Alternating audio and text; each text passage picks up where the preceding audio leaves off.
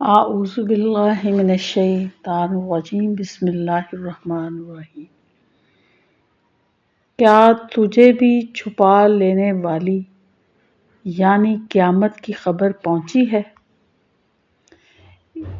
اس دن بہت سے چہرے ذلیل ہوں گے اور محنت کرنے والے تھکے ہوں گے۔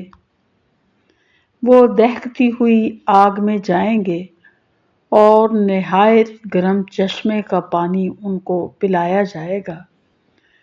ان کے لیے سوائے کانٹے دار درختوں کے اور کچھ کھانا نہ ہوگا۔ وہ نہ موٹا کرے گا نہ بھوک مٹائے گا۔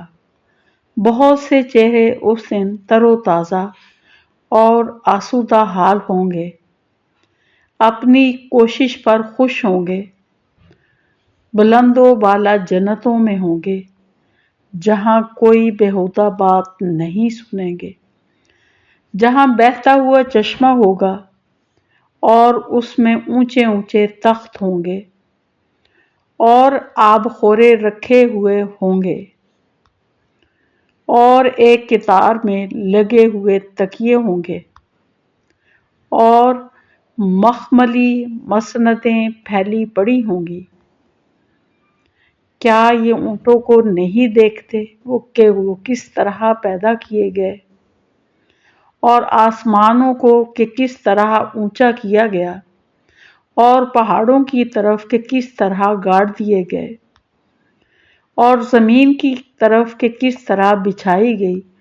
پس آپ نصیحت کر دیا کریں، کیونکہ آپ صرف نصیحت کرنے والے ہیں، آپ کچھ ان پر داروغہ نہیں ہیں۔ ہاں، جو شخص روگردانی کرے اور کفر کرے، اسے اللہ تعالیٰ بہت بڑا عذاب دے گا۔ بے شک ہماری طرف ان کا لوٹنا ہے، پھر بے شک ہمارے ذمے ہے ان سے حساب لینا۔